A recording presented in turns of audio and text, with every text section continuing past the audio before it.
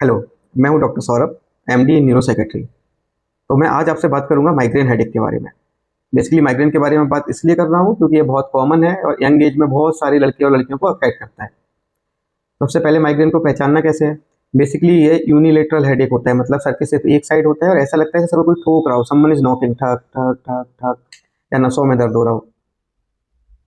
जब ये हेडेक होता है तो साथ में जी मचलाता है, उल्टी जैसा आता है, चलने फिरने से माइग्रेन हेडेक बढ़ जाता है। अब इसके इलाज की बात करते हैं। एक क्वैक मतलब एक झोला छाप से लेकर एक न्यूरो फिजिशियन तक माइग्रेन की सिर्फ 4-5 दवाइयाँ हैं, तो वो 4-5 दवाइयाँ आपको कोई भी डॉक्टर लिख देगा। तो मैं बस ये बताना चाहता हूँ कि दवाइयों के अलावा हम ऐसा क्या कर सकते हैं जिससे कि हम माइग्रेन हेडेक को प्रिवेंट कर सकते हैं या उसकी इंटेंसिटी को कम कर सकते हैं। तो माइग्रेन के कुछ ट्रिगर्स होते हैं, हमें उनको पहचानना है और उनको दूर करना है।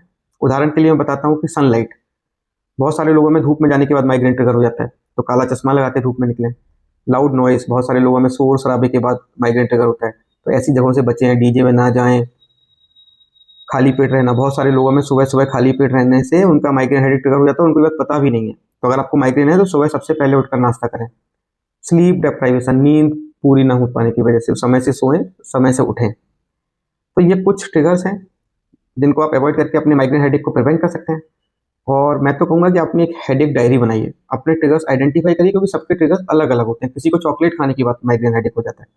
तो अगर आप ऐसा कर पाते हैं तो वही दवाइयाँ जो जिनसे अभी तक आपका माइग्रेन ठीक नहीं हो रहा था, सिर्फ ये थोड़े लाइफस्टाइल मॉडिफिकेशन करके आप देखेंगे कि आपके माइग्रेन हेडेक में काफ़ी इंप्रूवमेंट हो गया। Thank you, take care.